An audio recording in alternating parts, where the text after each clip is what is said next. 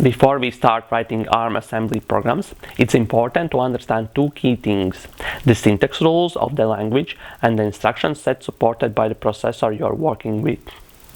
These fundamentals help avoid errors and ensure your code runs exactly as expected. Let's begin with ARM assembly syntax. In GNU, ARM assembly comments are created using the @ symbol.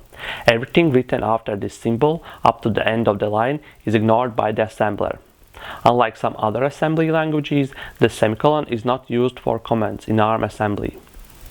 For longer explanations, multi-line comments can be written using the same syntax as in C or C++, with /* to start the comment and */ to end it.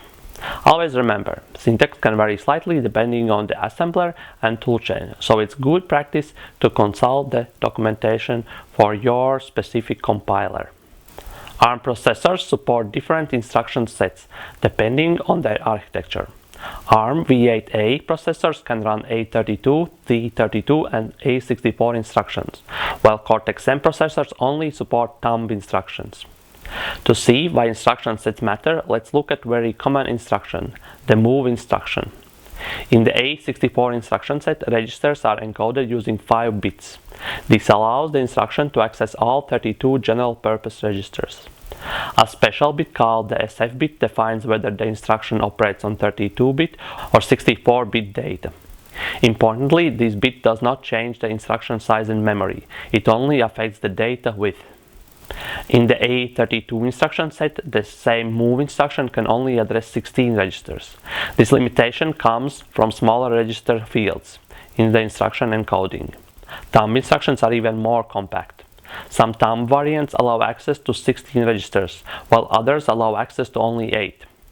Thumb instructions also include built-in shift operations such as logical shifts, arithmetic shifts, and rotations, which can modify register values directly as part of the instruction.